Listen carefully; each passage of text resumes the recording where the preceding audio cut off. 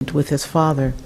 And he might have become one of the most revered musical virtuosos of all time. At his prime, he was the first violinist in the Prince of Wales Orchestra in England. And had he not crossed swords with his mentor, his biggest mentor, was someone whose name, we don't even need his first name, it's Beethoven. When you can go by one name, you know, you've really made it. And Beethoven actually composed a sonata for him. We know it today as the Kreutzer Sonata, and it's one of Beethoven's most beautiful and most difficult sonatas. He, in fact, dedicated it to Bridgetower, to George Bridgetower. And so you might say, well, okay, if he dedicated it to this young man who was in his 20s at the time, by the time they met, what happened? Why don't we know who he is? How did he disappear? How did history swallow him? You know, what happened? And that's the one side of the trajectory. On the other side, I'm going to take you to a night in 2003. In Charlottesville, Virginia, where I live, my husband and I were relaxing. I had just finished a book of poems and sent it off to the publisher, which was Cause for Celebration. And so we had, you know, we're an old married couple, so celebration means popcorn, a movie, you know, that kind of thing. We were sitting up there, we were watching this movie. It was a biopic on Beethoven's life called Immortal Beloved. Gary Oldman played Beethoven. And this was one of those moments where we thought we were actually turning off the you know, the juices for a while. We were just going to relax. We were just going to cruise. Anyone knows that in the arts, you never cruise. Something will hit you upside the head when you least expect it. And in the movie, there was a scene where Beethoven walks through a group of musicians in Vienna, and they're all bewigged and, you know, bestockened, I guess you could say, with stockings. And then they have their instruments and they want to play for him. And he walks past them, and one of them is black. And my husband and I looked at each other like this. We just our heads just snapped, and we said, no, that doesn't make any kind of sense. So that started this book at that moment. I did not know it. I did not want it, because as someone was saying to me earlier today, said, how did you get to that stuff, meaning 18th, 19th century, and what does that have to do with us? And yet it kept haunting me, because one of the things that I have always felt is that there are so many stories out there, and we've been talking about unwritten or forgotten history, so many stories out there that we will never know. So many lives that we will never hear of. And then here on this night in 2003 was a life presented right there in that one image that I knew nothing about. And it was the haunting from that young man standing there with his violin that started me on this book. Now, what I did not know when I started was how much I was going to be able to find, considering that when I went up to my computer to Google Beethoven, black, violinist, which is what those were the three keywords, all I got was a little teeny entry at that time, and his name, George Bridgetower, and the information I just gave you. I did not realize the kinds of places I was going to find the information that I needed, and the impetus to kind of make some stuff up. So, what I'm going to do is first of all read to you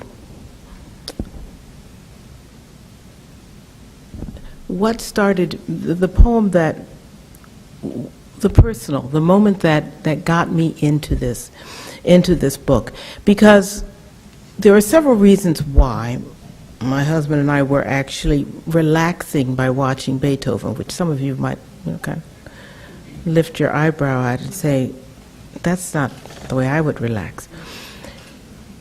I grew up playing the cello, and my parents did not play any musical instrument. My mother sang, well, my parents didn't play musical instruments, but that was a time when in the schools there was art education, there was music education. Anybody who wanted to play a tonette, and made it through the tonette stage, those little plastic recorders, could choose any instrument you wanted. And I chose the cello because it sounded nice. It should have told me something about where I was really going to end up. I loved the word. I didn't know what it looked like.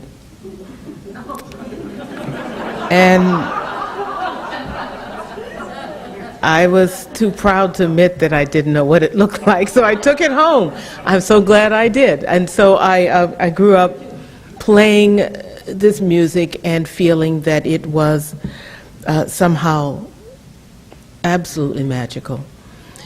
And also, though, acutely aware that every time I lugged that instrument home to practice over the weekend, that there were friends and people who weren't friends who said, why are you a black girl, why are you playing that instrument? You should be playing, jazz, or you should be singing. And the implications that this was somehow not my music, too. So there was this violinist, this little boy, I could imagine what he had, or let's just say I put myself in his shoes and felt that feeling what he must have felt like sometimes with that instrument, and the feeling that people wouldn't understand that he could play it. This poem is called Disappearance.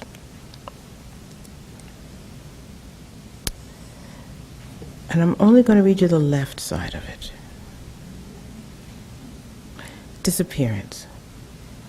A boy and his violin. That's it. The one tucked into the side of the other. Both small, unremarkable, until one of them moves. The boy lifts his arm, or the violin floats up to kiss his chin. A man can vanish between the downstroke and the first note sigh, from one word to the next, a wink and a nod. He'll evaporate under a lady's glance as her smile slides across the room. But a boy looks out from the backs of his eyes. A boy stays where you put him, invisible, until you hiccup, and suddenly he's there. It's that moment when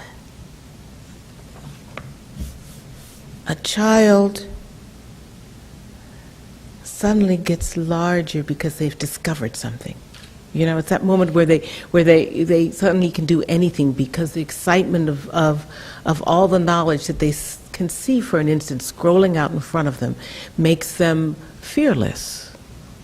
And that is the moment that keeps all of us teaching. Those of us who teach, keep all of us researching. Those of us who research, keep all of us raising those kids. Those of us who raise those kids for those kinds of moments. And so that something about that tugged at me, and I thought I needed to find out a little bit more about this George Augustus George Bridgetower, the man of many names. What I found out was that the records were very, very murky. That all there was a little entry after his death, and he lived to be 80. But after his death, there was an entry in a musical magazine where he was quoted as having said that he and Beethoven had gotten into a fight over a girl. He had made a saucy remark, as he said, about a girl, and Beethoven tore up the dedication. And at that moment, when Beethoven tore up the dedication, Bridgetower's fame dissipated. So I couldn't find out much more about Bridgetower, so I started